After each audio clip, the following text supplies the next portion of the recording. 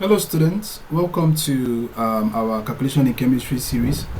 In this class, we'll be talking about the proton, neutrons and electrons of atoms and ions. Alright, these three parts are called subatomic particles. I'm just going to give a brief background knowledge of these subatomic particles. Now these particles are found inside an atom. So for example, let's say you have, this is the structure of an atom, like this. Alright, now in the atom has two parts. We have what we call the shell or the orbit, and then inside of it we have what we call the nucleus. Okay, now in the nucleus we have two subatomic particles, which are the protons and the neutrons. Now on the shell of the orbit we have the electrons revolving around it, like that, revolving around it.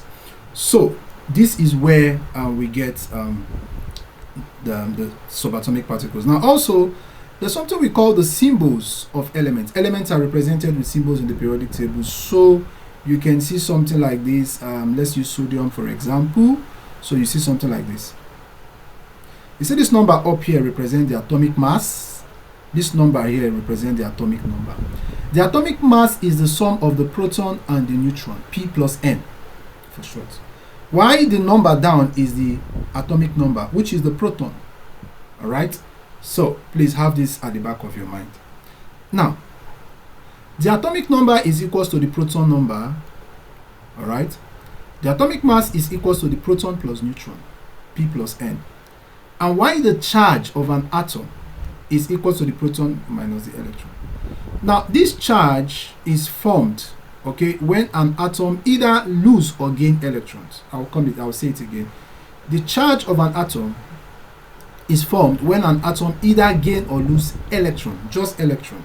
All right. So now let's take a look at some exam questions that you likely see in your exams on these subatomic particles.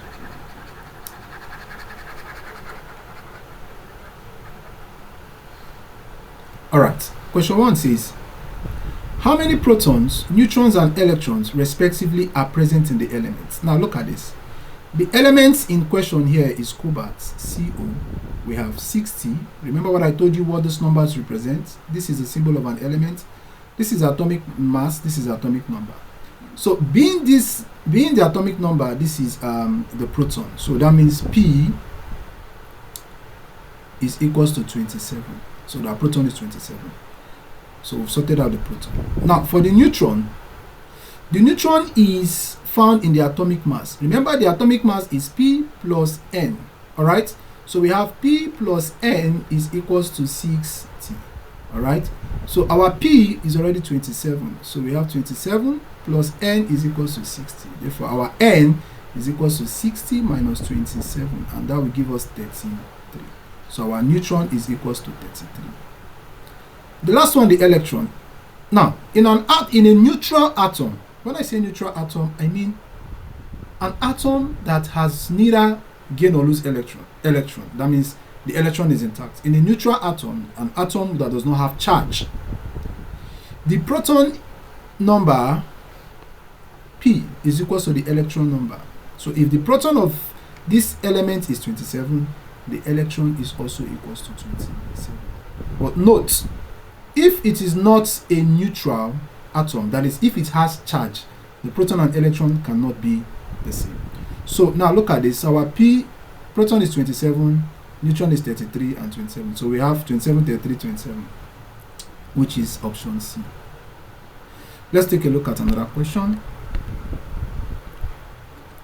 Question 2 says, what is the number of protons and electrons in Ca2+? This is calcium. Alright, so this is Ca. Let me write it out for clarity. Ca2+. Now, if you look at this, this is an ion. It has charge. Ca2+. So it has charge. It has 2+. Now, what this means is that it has lost electrons. And it has lost 2 electrons. Alright, so calcium usually Ca has an atomic number of 20. Now it has a neutral calcium, so what it means is that the proton number is 20, all right, and the electron usually is 20 for a neutral calcium atom. Now, but because this calcium is Ca2+, meaning that it has lost 2 electrons, all right? So that means the electron has reduced by 2. So the proton is 20, and then the electron now, if you subtract 2, it becomes 18. Did you see that? All right? So that means our answer is 20 and 18, which is option A. All right? Now let's take a look at one question again.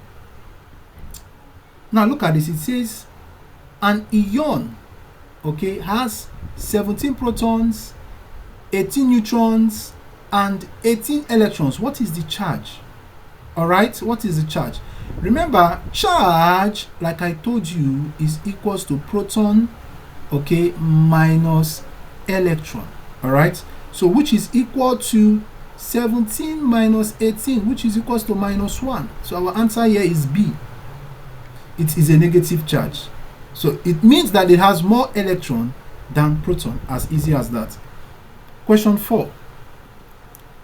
It says, an atom has atomic number of 15 and a mass number of 31. How many neutrons does it have? So you have an atom X, okay? It has a mass number of 31. Let's put that there.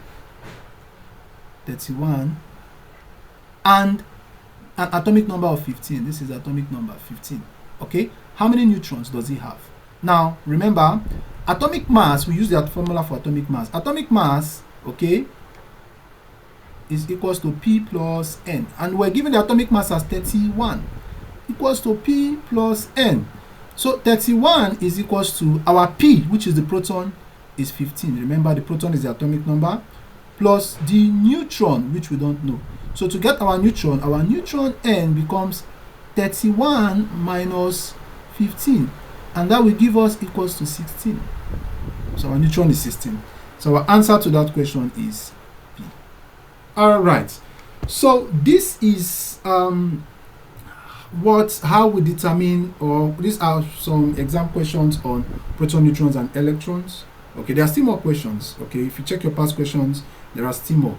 So if you have a question which probably you've solved and it's a bit ambiguous, or you're still confused about it, please, I will be at the comment section. Please type those questions and then send them, and I will solve them with you. So please don't forget to like, share, and subscribe. So see you in the next class.